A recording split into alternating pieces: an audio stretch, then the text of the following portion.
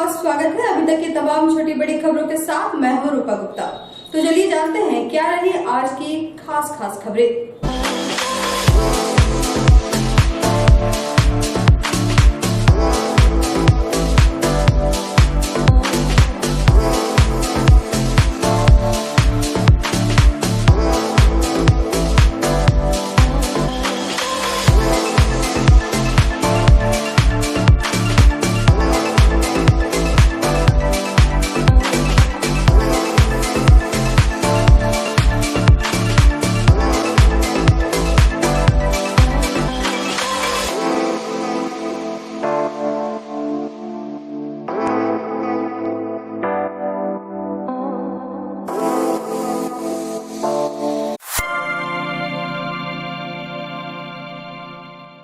Cyber व बेंगाबाद थाना police ने संयुक्त रूप से छापेमारी कर 2 साइबर अपराधियों को गिरफ्तार किया है।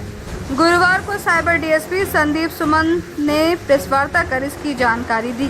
बताया कि गुप्त सूचना के आधार पर छापेमारी कर पहले बेंगाबाद थाना क्षेत्र के जोनबाद बजरंगबली मंदिर के पास से 24 वर्षीय चिंटू कुमार मंडल को गिरफ्तार किया गया। वहीं इसके निशानदेही पर महेशमुंडा स्टेशन के पास से 33 वर्षीय मोहम्मद दिलदार अंसारी को गिरफ्तार किया गया। मोहम्मद दिलदार देवघर जिले का रहने वाला बताया जा रहा है, जबकि इस मामले में इसका एक और साथी देवघर जिले के पालाजोरी थाना क्षेत्र के बदिया का हुसैन फरार है। बताया गया कि गिरफ्तार अपराधियों के पास से 3 मोबाइल सेट, 4 सिम, 2 पासबुक, 3 आधार कार्ड, 2 पैन कार्ड, मोटरसाइकिल और 1,75,000 कैश एवं बैंक खाते में जमा 3,31,000 रुपए को फ्रीज कराया गया। बताया गया कि ये लोग सीरियल कॉलिंग कर लोगों को फंसाते थे और लिंक भेजकर कार्ड डिटेल या इंटरनेट बैंकिंग की लॉगिन आईडी पासवर्ड प्राप्त करते ही ठगी करते थे। साइबर अपराधियों के बारे में गुप्त सूचना प्राप्त हुई थी, जिसके आलोक में पुलिस निरीक्षक हमारे जो साइबर थाना के हैं सुरेश मंडल तथा कमलेश पासवान जी हैं प्रभारी बेंगाबाद के, इनके द्वारा संयुक्त रूप से छापामारी करते हुए 2 साइबर अपराधियों को गिरफ्तार किया गया है। एक सोनबाग से और दूसरा महेशमुंडा थाना क्षेत्र से गिरफ्तार किया गया। इनके पास से कुल 3 मोबाइल, 8 सिम कार्ड, 2 पासबुक, 3 आधार, 1 पैन कार्ड, 2 मोटरसाइकिल तथा 1,75,000 कैश रिकवरी भी हुआ है। साथ ही इसमें चिंटू मंडल के खाते में कुल 3,31,000 रुपये फ्रीज करवाया गया है, जो कि साइबर से अर्जित धनराशि थी। इनके द्वारा मुख्य रूप से 2 प्रकार के मोडस ऑपरेंडी का प्रयोग किया जा रहा था साइबर अपराध खरीद करने के लिए।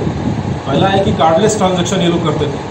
ये जो इंटरनेट बैंकिंग जो लोग प्रयोग करते हैं उसमें एक होता है, उसमें फीचर कार्डलेस ट्रांजैक्शन है, उसका ये लोग फ़ायदा उठाते थे और उस व्यक्ति से संपर्क करके उसका लॉगिन आईडी पासवर्ड मांग करके ये लोग कार्डलेस ट्रांजैक्शन करते थे, जिसमें कि एटीएम कार्ड की ज़रूरत नहीं पड़ती है तथा 4 प्रकार के उसमें डेटा फीड करना पड़ता है। मोबाइल नंबर होता है, एक 4 डिजिट का कोड होता है। इस प्रकार के और भी 2 प्रकार के डाटा फीड करने से पैसे एटीएम से निकल जाते हैं। तो इस विधि का प्रयोग करके ये लोग साइबर ठगी करते थे। इसके अलावा एक NGRO के नाम का एक लिंक होता है, उस लिंक को भी ये लोग फॉरवर्ड करके उसमें डिटेल भरने को कहते थे लोगों को, और इस प्रकार से भी डिटेल चोरी करके ये लोग साइबर अपराध खरीद करते थे। इसमें ये जो दूसरा व्यक्ति जो है उसके पास से 5 फर्जी सिम प्राप्त हुए हैं। उसका नाम है दिलदार अंसारी, पिता इनाउल मियाँ, साकिन रामपुर, थाना मरगोमुंडा, जिला देवघर। ये एक्चुअली सिम का सप्लायर है और ये गिरिडीह क्षेत्र में चिंटू मंडल को सिम उपलब्ध कराने आया था और उसके पास से 5 वोडाफोन की सिम प्राप्त हुई। गिरिडीह नगर निगम क्षेत्र में सफाई का काम देखने वाली कंपनी आकांक्षा वेस्ट प्राइवेट लिमिटेड के कर्मी अनिश्चितकालीन हड़ताल पर चले गए हैं। भाकपा माले के बैनर तले कर्मी हड़ताल पर हैं। गुरुवार को हड़ताल के पहले दिन कर्मियों ने कंपनी गेट के समक्ष जोरदार नारेबाजी की और प्रदर्शन किया। बताया गया कि 11 सूत्री मांगों को लेकर कर्मियों ने हड़ताल शुरू किया है। बताया गया कि पिछले दिनों बैठक कर उप नगर आयुक्त को मामले से अवगत कराते हुए कमियों में सुधार की मांग की गई थी, मगर कोई सुधार नहीं किया गया, जिसके कारण कर्मी हड़ताल पर चले गए। कर्मियों का कहना है कि कंपनी द्वारा उनका शोषण किया जा रहा है। एजेंसी का 20 वाहन पिछले 6 माह से खराब पड़ा हुआ है। ऐसे में महज 10 गाड़ी के वर्कर ही काम कर पाते हैं, बाकी वाहन के वर्करों को काम नहीं मिलता।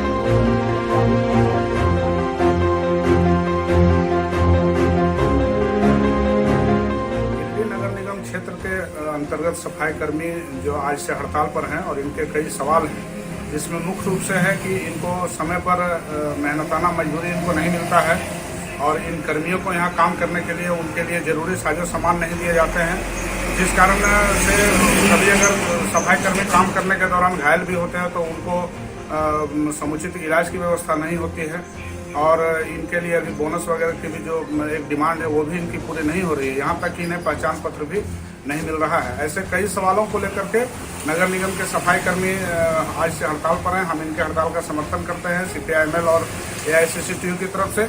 और अभी हड़ताल होने के बाद प्रबंधन जो है जिस कंपनी के माध्यम से काम करते हैं आकांक्षा, उस कंपनी के प्रबंधन वगैरह सब आए हैं और उनके साथ एक वार्ता हुई है और एक सकारात्मक बात इसे कह सकते हैं। इसके तहत में मजदूर और हमारे यूनियन और प्रबंधन इन तीनों के बीच में समय समय पर मीटिंग हुआ करेगी और जिसमें जो भी प्रॉब्लम होंगे उनका सॉर्ट आउट होगा।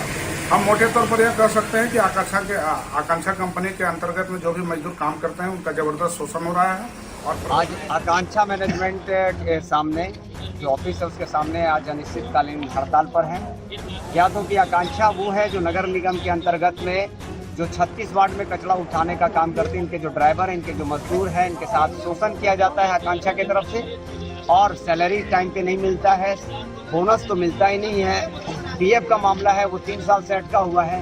कई मजदूर हैं जो मेडिकल कटता है लेकिन वो देते नहीं हैं। इस प्रकार तमाम मामलों से एक और बड़ा मामला है कि लगभग 20 गाड़ी खराब है और 20 गाड़ी खराब है तो 6 महीना से खराब है, जिसमें 500 और 1000 लगना चाहिए था, उसको भी ये नहीं बनाते। इसका मतलब कि जो भी आते हैं यहाँ पे उस गाड़ी में ड्राइव करने के लिए या जो मजदूर होते हैं उनको वो हाजिरी भी नहीं बना देते। मतलब 20 गाड़ी का जो 60 मजदूर है वो बिना पैसे का ये लोग रहते हैं। मतलब तमाम लोग जो है वो सोच लिए हैं कि मजदूरों का शोषण करना है। यहाँ पे माननीय विधायक जी भी आए हैं, माननीय सांसद जी भी आए, लेकिन सॉल्यूशन नहीं हुआ।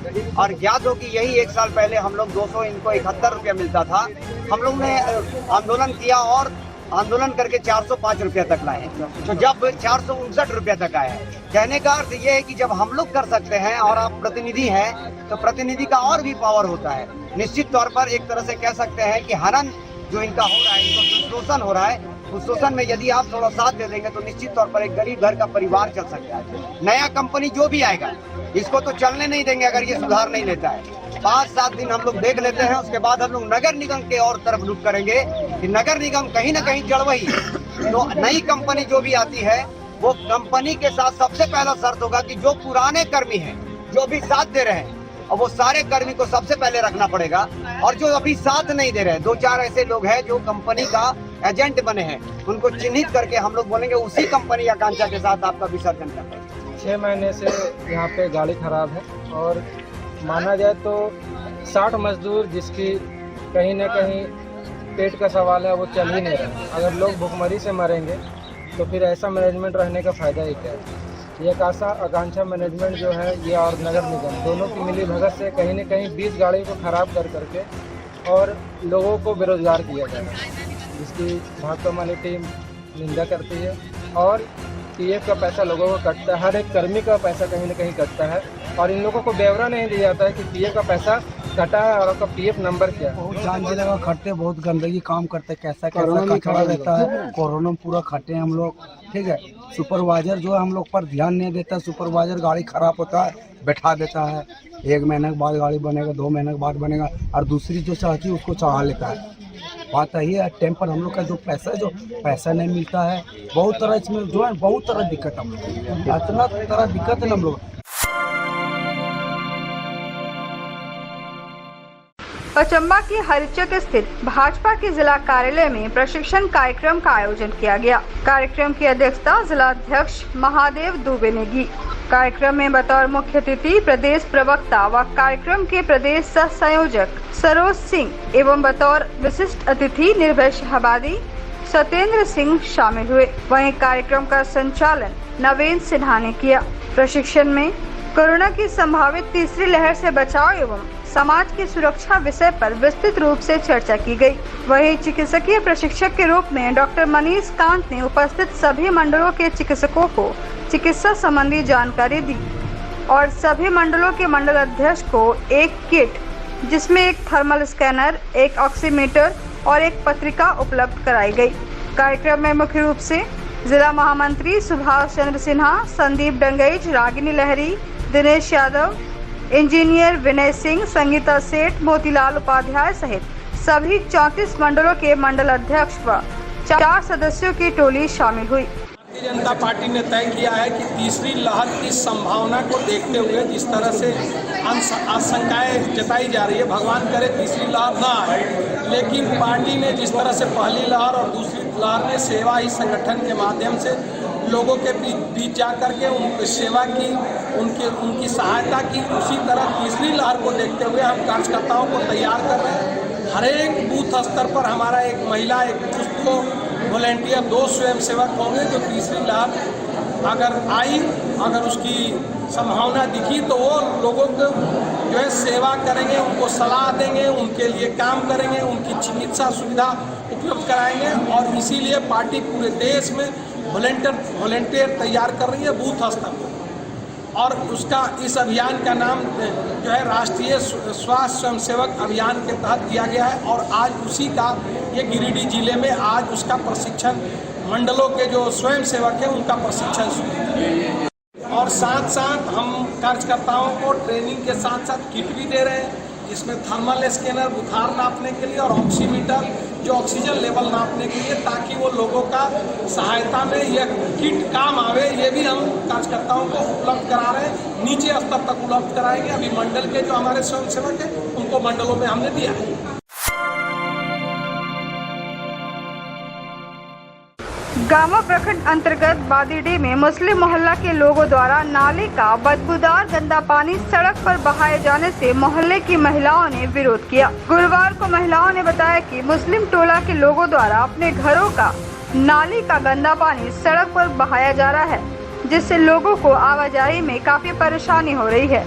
बताया कि मुस्लिम टोला के लोगों को जब नाली का गंदा पानी बहाने से मना करती है तो वे सभी लोग गाली गलौज और मारपीट करने पर उतारू हो जाते हैं। महिलाओं ने प्रखंड विकास पदाधिकारी से मांग की है कि जल्द से जल्द समस्या का समाधान किया जाए। इधर मुखिया प्रतिनिधि विजय यादव ने कहा कि 15वें वित्त के तहत नाली की स्वीकृति हो चुकी है, जल्द ही नाली का निर्माण किया जाएगा।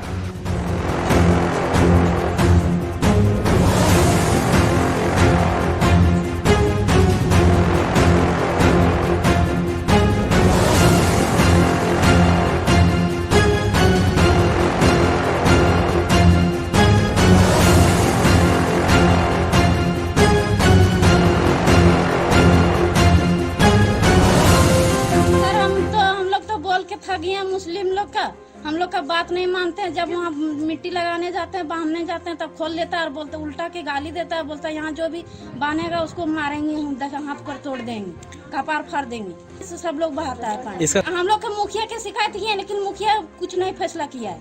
बोलो ये कि पानी बांधो ये तब खोल देती, दिनक बांध दे रतिया के खोल देती और गारागारी करो और कथी बोल पानी जीतो सरकारी रोड में शिकायत जैसे गारागारी करो ये तो ये न मानते से अब मुखिया जी के कोई है तो मुखिया जी कोई नहीं मानते तो की कर नाली बोल कहाँ निकलता है? नाली बोल यहाँ सरकारी रोड है, ये नहीं तो नाली कहाँ से निकलता है? सरकारी है, वो घर बना हुआ है ना, वहाँ तक सरकारी है, उसके बाद उधर सरकारी नहीं है।